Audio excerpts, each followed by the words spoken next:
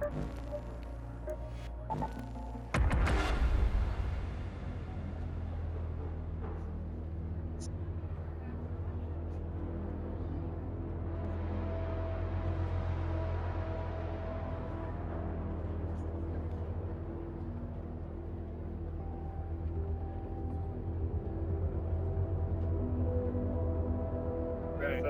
I'm like, I don't know.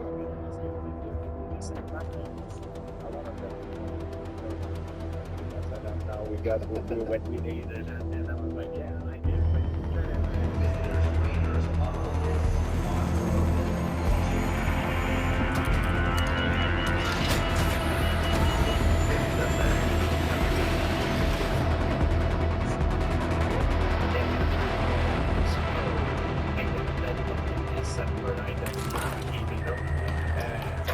That's what I believe. I believe in life. It's not white. It's not black. It's always gray. There's middle. Go to the assembly workshops. Yeah, not right. So when you have a kind of Keep your wits about you, Raider. essentially, And facing a drone, a careful shot to the thrusters is far more effective than riddling them with bullets. For us, the guy who handles like all the striking aspects of it, they strike together. Wait a minute. No, I believe that as a trainer, you need to be there. You're the advice for people that work like with you. But you need to know how to use these people good.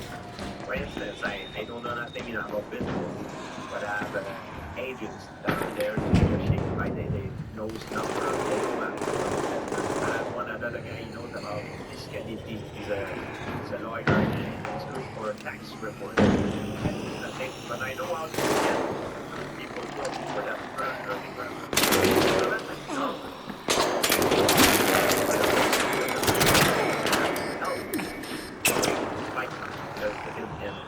John especially the graphing area, but John is not only in the graphing. The difference with John and Faraz that makes them very unique as trainers. They're not really only trainers, they're teachers. And I would say the same thing about Freddie Roach. Same thing about Freddie Roach. They're not only trainers, they're teachers. The way I structure my training camp, there is like a pyramid. The first layer, the fundamental, the foundation is physical. Are you in shape? Are you, how's your view to next? Are you in shape? Are you in good condition? No injuries? Athleticism, are you an athlete? Are you a good athlete? This is the physical layer. This is the wider one that's the bottom. The technical layer. Do you know what to do? You're not one or more defense to a triangle choke, how to recover a jab, or how do you... Hey, hold on.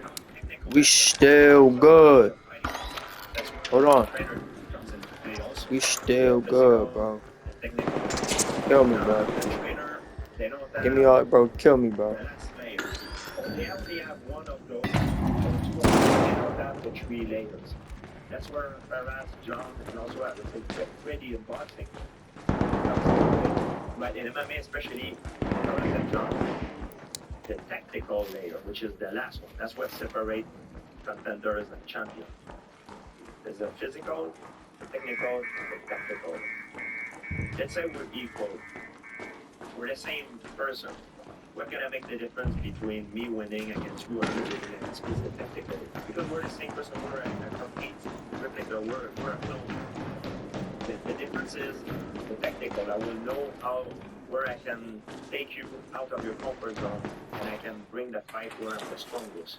And fight you to eliminate the odds where the fight will slope the odds in winning my advantage. That's where John and Faraz are master, and Freddie Roach is master at this process. That's why I'm so, I feel very lucky to have these guys with him in my corner. Because they're competent in these three layers. Physical, technical, and tactical, which most trainer can have only one, two, they don't have three. It's very rare to find three the trainer who can do these three things. So when you get to the tactical layer, is this something that you all agree on, discuss it? 5 or 6 months ago? Yeah. Like, how do you do it? You say, this is what I see in those fights, and then Ross gives his input, and John gives his input, and then Brady gives his input. Yeah. You start discussing what's the best way. And so coming to the fight with Michael Bisping is very well prepared. Very, have a very good team with Jason Perillo. So we were expecting, you always have to gauge also your opponent. You know? Sometimes knowing your opponent is easier than to knowing yourself. You know? So you have to be realistic about your strength and weaknesses and how you're going to match up against your opponent. With Michael Bisping, what messed me up a little bit is, and all of us, is we were expecting Michael Bisping to come straight at me, trying to take me out right away. Instead of that, he was moving, especially more in the second round. So the first round I was doing well, but in the second round he started moving away and being more. Instead of coming at me, it was more trying to run away from me. That's why a lot of people said to me, man, because I lost the second round against Michael Bisping. It was like that. What happened to you? You seemed like you slowed down a little bit. It's only that I slowed down, and also I got hit with a very strong right hand, right on the bottom. A guy who maybe outweighed me 20 pounds, you know?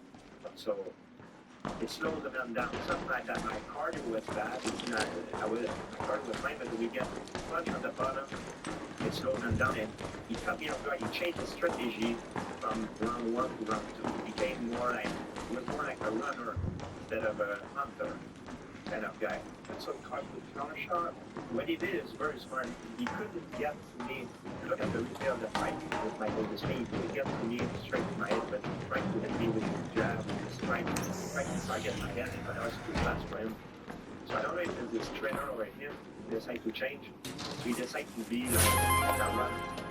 So I decided to try to chase him a little bit more.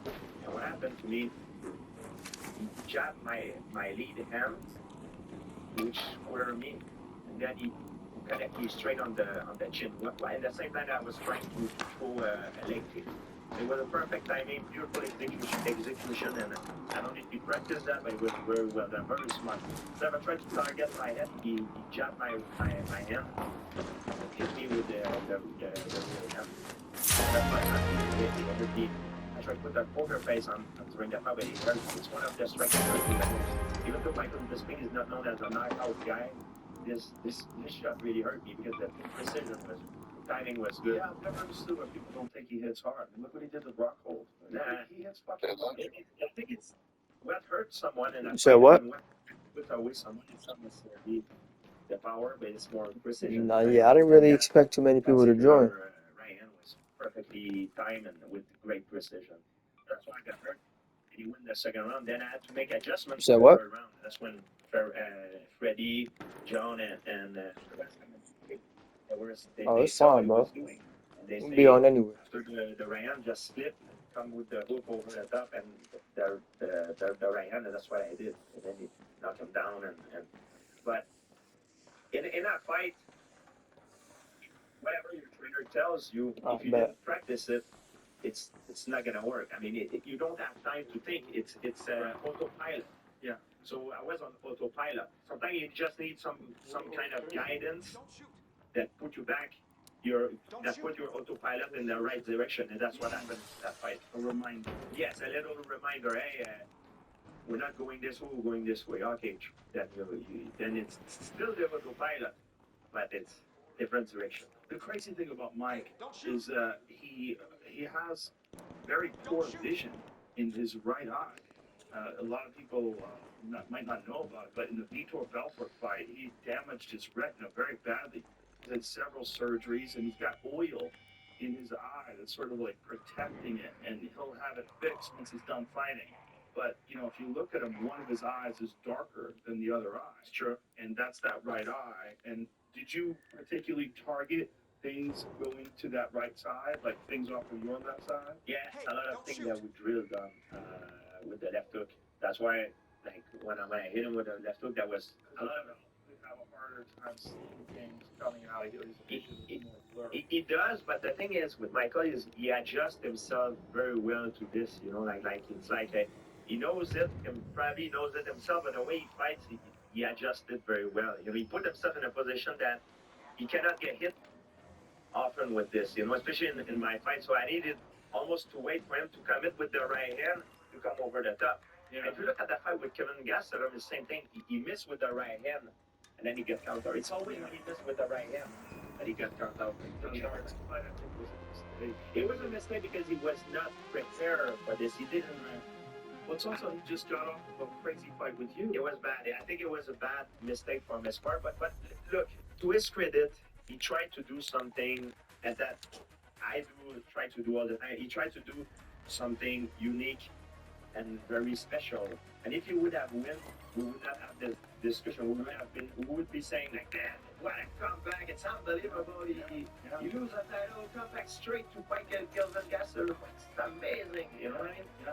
He took a risk, man, and can't blame him for it. I took a risk myself too. It's just sometimes you roll the dice, you know, and you expect things to go your way, and it didn't go his way. Yeah. I felt bad, but it is what it is. Even if he said that when he came down to that fight, the Kelvin Gastelum fight, he just didn't feel like he didn't feel there. Of course, he didn't feel there because he didn't have the time to prepare for this. Like I said, But you're not gonna go into a fight and improvise everything. You're gonna do the same thing you've been doing in training. What you've been doing in training, you didn't have enough time to prepare for that particular type of body, that particular type of like I said, physical, technical, and tactical, which is the most important one. You didn't have the technical preparation. Physical was not probably 100% as well, and the technical is there because it's his brain, but you know, it's like he didn't program his autopilot to react to a certain situation that Kelvin will give him. He's a lefty, shorter, stockier, you know, different style than me, completely different. It's like he could have a different, most different style than me, than this guy. But he won the title that way. He won the title on 11 days' notice. I agree.